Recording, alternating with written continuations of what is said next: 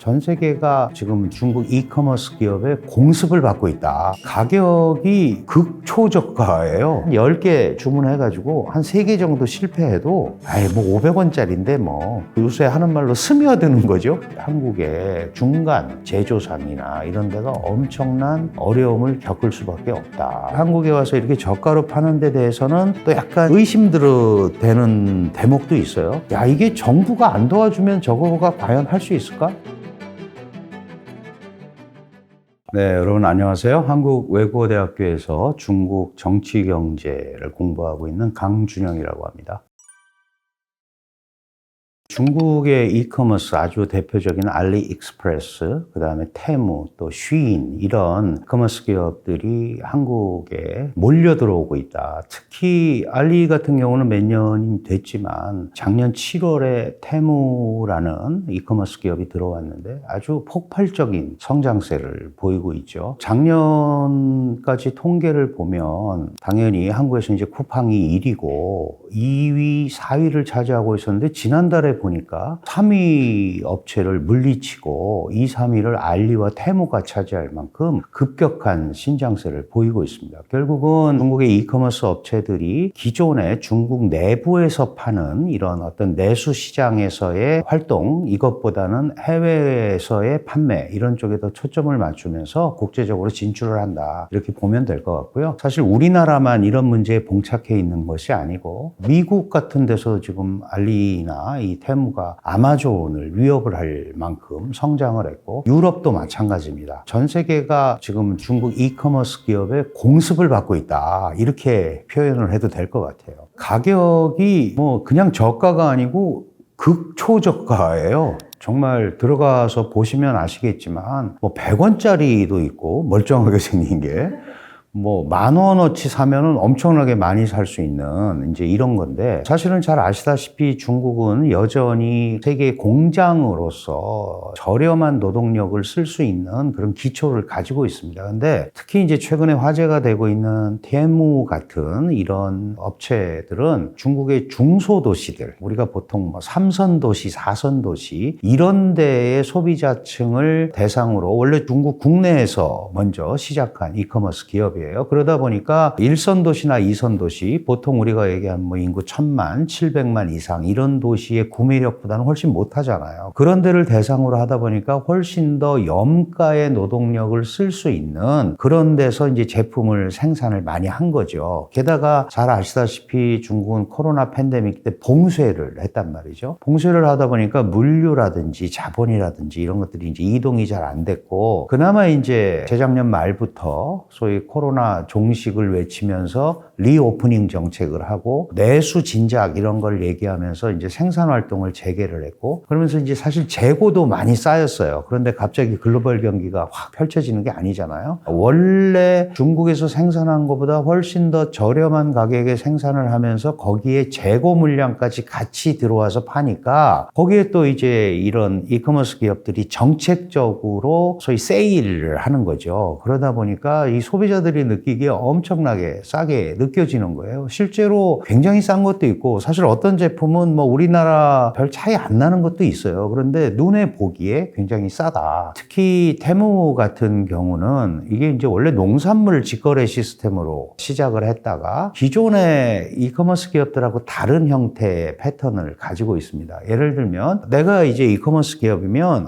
저 물건이 싸다. 그래서 저거를 내가 재고 부담을 안으면서 갖고 팔잖아요. 그런데 테무 같은 데는 이 제품을 이렇게 생산해 줄 수 있는 기업 있으면 손들어봐. 그래서 그런 기업 나오면 내가 이거를 해외에 팔게 해줄게. 모든 비용을 우리가 다 댈 테니까 너희는 그냥 팔기만 하면 돼. 이렇게 해서 확장을 했단 말이죠. 이게 이제 완전 위탁이라는 표현을 쓰는데 부분 위탁이 아니고 이렇게 해서 성장을 한 거고 그게 이제 AI의 발전 이런 거를 통해서 활성화가 되다 보니까 많은 사람들한테 어필이 되는 것 같아요. 게다가 창업자가 구글의 프로그래머 출신이에요. 그래서 아주 잘 꾸몄죠. 이 이 앱을 들어가 보시면 빠져나오기가 굉장히 어렵게 만들어놨어요. 계속 서칭을 하게 돼 있고 아주 똑같은 물건이 조금 이따 서칭하면은 몇백 원 내려가 있고 이러니까 또 사람이 그렇잖아요. 그럼 자꾸 거기 빠져들게 되는 거예요. 미국의 한 통계에 의하면 아마존을 보는 시간보다 테무를 보는 시간이 더 많다. 이제 이럴 정도까지니까 저가의 이런 일종의 앱에 대한 어떤 중독성 뭐 이런 것들이 겹쳐져서 지금 선풍을 일으키고 있다. 물론 이제 조금 지나고 나면 또 옥석이 가려지겠죠. 이제 그런 문제들은 있지만 지금은 어쨌든 그런 걸로 굉장한 어필을 하고 있는 것 같습니다.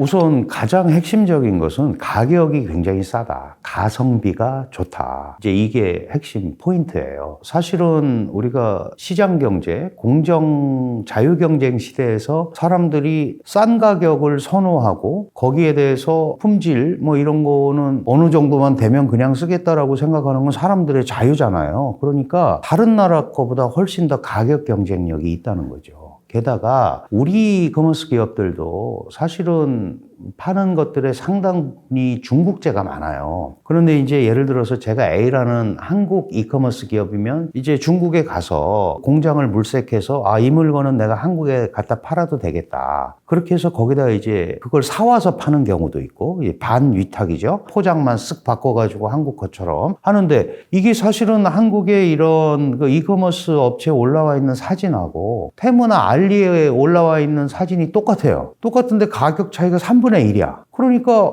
어차피 중국 건지 알았잖아요. 그런데 이렇게 싸게, 물론 배송이 조금 늦는 차이는 있지만 그 정도는 감수하겠다는 거죠. 그리고 보니까 어쨌든 한국에서는 그런 것들을 다 검수하고 받거든요. 그래서 비용이 그렇게 들어갈 수밖에 없어요. KC 인증도 받아야 되고 통관도 해야 되고 우리가 이런저런 거 해야 되잖아요. 근데 직구는 그게 없으니까 더 싸게 들어오죠. 그러면 소비자 입장에서는 어디 갈 필요도 없고 그냥 모바일 켜서 그냥 거기에서 하면은 시간은 좀 늦지만 그게 들어오게 된단 말이죠. 그래서 받아보면 한국에서 파는 거랑 같은 제품이다 이거죠. 그러니까 호기심도 작용을 합니다. 그럼 나도 이제 저걸 해야겠다. 원래 또 주변에 보면 나 중국에서 직접 안 사 그런 사람들도 많아요. 근데 다 주변에서 사니까 나도 한번 해볼까? 이렇게 가는 거죠. 그리고 이게 아시다시피 중간에 그런 유통망에서 관리하는 사람이 없잖아요. 그냥 직접 받는단 말이죠. 우리는 알리나 테모에다 하지만 그 기업에서 직접 날라오는 형태로 구조가 돼 있으니까 사실은 중간 마진도 사라지게 되고 그러니까 이렇게 사는 게 훨씬 더 경제적이구나 이렇게 판단이 되는 거예요. 마찬가지로 우리가 아마존에서 직구를 할 수 있지만 예를 들어서 한국계 거기로 가면 수입을 해서 하면 그게 통관이나 이런 게 너무 어렵잖아요. 그런데 미국에서 그 아마존이라는 플랫폼을 이용해서 한국의 호미 공장에서 호미를 한국이 그냥 여기서 받으면 훨씬 싸질 수밖에 없잖아요. 이 메커니즘을 중국은 지리적으로 가깝고 그러니까 그거를 더 한국이 선호하는 게 아닌가 한국 소비자들이 이런 생각이 듭니다.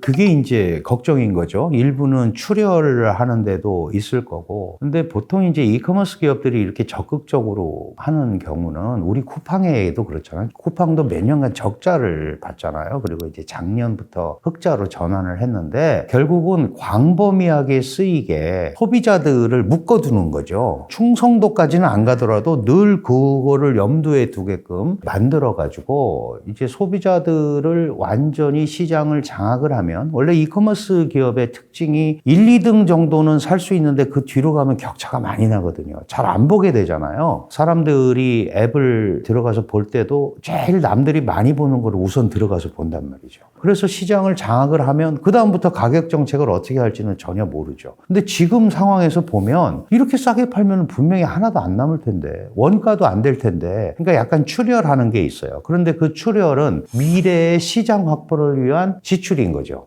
그러니까 그걸 감수하고 하는 거고. 그래서 좀 이제 중국 이커머스 기업들이 한국에 와서 이렇게 저가로 파는 데 대해서는 또 약간 이제 의심되는 대목도 있어요. 이게 정부가 안 도와주면 저거가 과연 할 수 있을까? 그런데 이제 중국 정부가 코로나 팬데믹 이후에 코로나 후유증 이런 것 때문에 내수 경기가 잘 안 일어나고 이러니까 좀 이런 이커머스 기업들한테 해외로 진출해라 라는 암묵적인 방향 제시 이런 게 있지 않았나. 그렇지 않고서는 아무리 계산해봐도 계산이 잘 안 나오는데, 근데 이제 이걸 조금 더 자세히 살펴보면 우리가 사실은 이제 되게 모바일을 가지고 쇼핑을 하잖아요. 요즘은 모바일 쇼핑을 하면은 그게 다 AI 딥러닝에 의해서 예를 들어서 제가 뭘 사면 제가 사는 패턴들이 쫙 있단 말이죠. 이런 정보를 기업에 제공해 줄 수 있는 거예요. 그러니까 테무가 강준영이라는 사람이 뭘 계속 사고 이렇게 한다 그러면 아, 저 사람이 이러이러한 거 찾는구나. 이 사람은 이러이러한 거 찾는구나. 그거를 다 수집을 하면 그런 정보를 기업한테 실제로 파는지는 모르지만 제공해 줄 수 있죠. 그러면은 거기에서 윈윈이 생길 수 있다. 지금은 어쨌든 수수료도 안 받고 뭐 배송도 우리가 해줄게. 거의 이런 정도 수준이란 말이죠. 이렇게 가는 흐름이 한없이 갈 수는 없습니다. 일단은 그런 흐름으로서 방향을 잡고 있는 게 아닌가 이렇게 판단이 됩니다.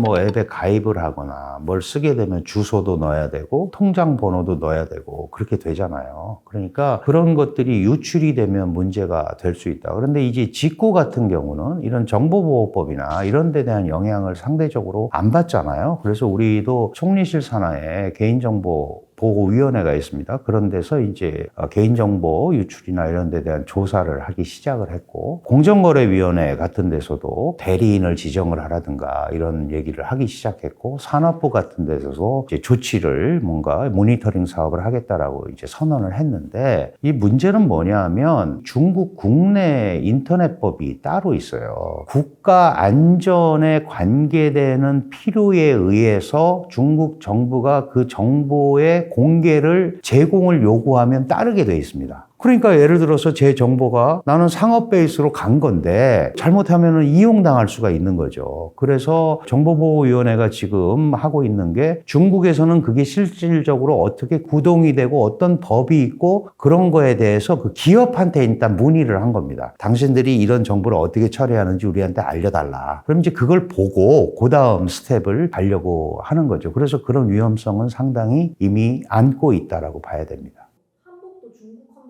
중국 파는 사람 입장에서는 그런 거를 자기네 거라고 해야 더 많이 팔릴 거 아니겠어요? 김치, 한국 김치라고 돼 있지만 원래 중국 이름은 파오차이다. 한복도 뭐 중국에 다 영향을 받은 거다. 또는 자기네 스타일에 이걸 팔면서 원산지를 오도하는 거죠. 이제 그런 경우도 있고, 그 다음에 너무 많은 물량과 직구니까 이걸 다 검수하거나 이러기가 어렵잖아요. 그러니까 소위 우리가 얘기하는 뭐 위험 제품들, 짝퉁 제품들 이런 것들도 들어올 수 있어요. 의약품 같은 거. 의약품 같은 게 막 들어오게 되면 마약 같은 것도 들어올 수 있습니다. 어마어마한 이런 그 직구가 들어오면 그걸 세관에서 다 검수를 할 수가 없잖아요. 그러니까 항상 불안 요소를 안고 있는 거죠. 그렇다면 이거를 무턱대고 규제한다고 될 일도 아니지 않습니까? 싼데 사지 마라 그럴 수도 없는 거잖아요. 그러면 기업이 상도덕을 가지고 그런 장치를 하고 이걸 해줘야 되는데 그게 사실은 쉬울 리가 없잖아요. 그리고 직구잖아요. 정부에서는 뭐 대리인을 지정을 해라 막 이제 이런 얘기를 하는데 알리도 서울 사무소가 있고요. 테무도 지난달에 서울 사무소를 오픈했습니다. 그러니까 그런 준비를 다 하고 있는 거죠. 그래서 앞으로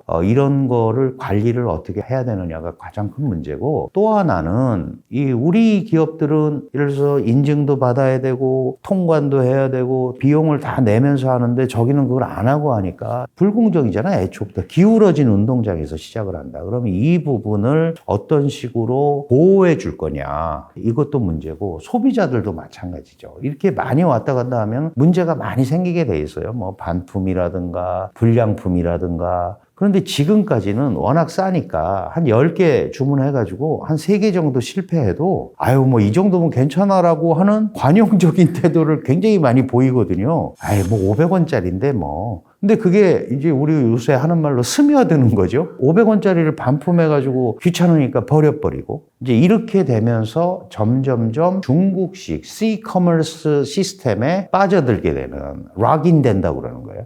거기에는 탁 묶여버리는 록인이 되는 이런 상태가 올까봐 두렵고 그때 이런 통제가 안 되고 법제가 미비할 경우에 한국의 이런 소비자나 중견 이커머스 업체들, 중간 업체들이 굉장한 타격을 볼 것 같다. 이런 게 이제 우리 입장에서는 걱정이 되는 겁니다. 그렇죠. 우선 가격 경쟁이 안 되잖아요. 그럼 이제 팔기가 굉장히 어렵지 않습니까? 똑같은 물건을 예를 들어서 신발을 하나 사려고 사이트에 들어갔는데 너무 싼 거예요. 그러면 일단 사보는 거죠. 우리나라는 뭐 명품 브랜드가 있는 거 아니면 5만 원, 6만 원 이렇게 돼 있는데 저기 보면 다 10,000원대란 말이에요. 뭐 어느 건 6,000원 막 이렇단 말이죠. 그래? 그럼 내가 저거 한번 사볼까? 이렇게 했는데 품질이 괜찮으면 사게 돼 있는 거예요. 나쁘면 역시 안 돼 이러겠지만 이런 과정이 필요한 거죠. 그러니까 이제 어떻게 보면은 한국 소비자 입장에서는 이제 적응 과정일 수도 있고 이런 과정이 일단 좀 지나가야 이게 이제 정리가 되는데 문제는 미국이나 유럽의 예를 보면 우리보다 이제 먼저 진출을 했는데 이런 데서도 규제를 하기 시작을 하는 거예요. 이게 문제가 생길 수 있다. 예를 들어서 중간 도매상 같은 경우 우리도 옷 같은 거는 동대문에서 일단 도매로 가져가서 지방에서 팔고 그러는 그 새벽 시장 이런 게 많았잖아요. 그런 거가 이제 안 하게 되는 거죠. 그거보다 훨씬 싼 가격으로 다양한 형태로 그다음에 내가 그 가게까지 안 가도 그냥 이걸 보고 주문을 할 수 있고 그러니까 배송만 좀 빠르고 환불이라든가 이런 정책만 조금 올라오면 굳이 소비자 입장에서는 안 가도 되니까 그렇다면은 그게 전체적으로 영향을 끼칠 수밖에 없다. 그러면 예를 들어서 동대문이나 남대문에 옷 만드는 도매상들이 문제가 생기면 그 공장에 문제가 생기는 거고 원단 공급하는 데가 문제가 생기는 거잖아요. 그 연쇄 반응이 일어나는 거죠. 그렇다면은 한국의 중간 제조상이나 이런 데가 엄청난 어려움을 겪을 수밖에 없다. 이렇게 봐야 되는 거고 중국은 지금 아까 제가 3선 도시, 4선 도시 이렇게 말씀드렸지만 아직 소비 수준도 낮고 급여도 낮아요. 그런 데서 공장에서 생산을 하면 여전히 다른 지역에서 생산하는 것보다 훨씬 싼 가격으로 생산을 할 수 있다. 그러니까 지금 미국 같은 데서는 이제 그런 거를 적절하게 규제하기가 어려우니까 인권 탄압 항상 도마에 오르는 신장 위구르 지역의 면화 그게 강제 노역으로 시킨 거고 그걸로 만든 옷감은 우리가 수입을 안 하겠다. 이제 이런 식으로 우회적으로 지금 하는데 우리가 그런 거를 또 나서서 그렇게 얘기하기도 굉장히 어렵잖아요. 그래서 지금은 일단은 지켜보는 상황인데 굉장히 여러 가지로 이 경제 규모나 이런 걸로 볼 때 어려운 상황에 처해 있는 그런 게 지금 한국 상황이 아닌가 이렇게 생각이 됩니다. 제품의 질이라든가 이런 부분은 소비자가 써봐야 이제 판단이 되는 거잖아요. 그래서 지금도 많은 분들이 그러잖아요. 나 중국 거 못 믿어. 안 써. 중국 옷 같은 것도 직접적으로 살에 닿는 거 싫어. 막 이렇게 감정적으로 말씀하시는 분들도 많아요. 그러나 싸고 괜찮으면 쓰겠다는 사람도 많잖아요. 그런 일단의 과정을 거쳐야 된다. 그렇다면 대한민국이 할 수 있는 거는 가격 가지고는 안 되는 거죠. 그럼 똑같은 가성비죠. 돈 조금 더 주지만 품질이 괜찮으면 돈 조금 더 주고 내가 그거 샀쓰고 더 안전하게 배송받을 수 있는 빨리 배송받을 수 있는 데를 택하고 문제가 생기면 반환이라든가 이런 환불이라든가 이런 게 더 잘 되는 데를 택할 수밖에 없잖아요. 그런 경쟁을 하는 거다. 가격 가지고는 안 될 것 같아요. 그리고 여전히 많은 사람들이 좀 실패해도 싼데 뭐 이렇게 생각하고 쓰는 사람들 있을 거기 때문에 그 자체를 가지고 뭐 중국 거래서 안 된다 그런 단계는 지난 것 같습니다. 결국은 한국적 제품의 강점이 그게 가격이 됐든 사후 관리가 됐든 그거보다 낫다라고 판단이 돼야 소비자들이 오는 거고 지금은 일단은 많은 사람들이 호기심에 들어가 보고 피부에 막 와닿게 막 이런 것 같지는 않지만 지금 제가 판단해 보면은 상반기 되면은 거의 알리와 테무가 합치면 지금 뭐 1,500만, 그러니까 쿠팡이 한 3,000만인데 지금 1,500만인데 이렇게 늘어나면은 쿠팡을 둘이 위협을 할 수 있는 그런 상황까지 갈 수 있다. 소비자 입장에서는 그리고 경쟁해서 싸게 쓰면 좋은 거 아니야? 그런데 아까도 말씀드렸지만 이커머스는 거의 승자 독식이란 말이죠. 그러면 그렇게 됐을 때 그 다음에 이커머스 기업들의 정책에 의해서 소비자가 끌려가야 되는 이런 상황이 올 수도 있다. 그렇다면은 다양한 이런 소비자 보호라든지 이런 법들을 잘 정해서 만들어서 규범화하는 게 중요하지 않느냐 이런 생각이 들고, 물론 이제 그런 법이나 이런 거 제정할 때도 우리만 특별하게 하면 또 중국과 마찰이 생깁니다. 국제 규범에 따라서 적절하게, 그래서 굉장히 어려운 거죠. 이런 것들을 지금 해 나가야 되는 시기가 아닌가 이렇게 생각이 됩니다.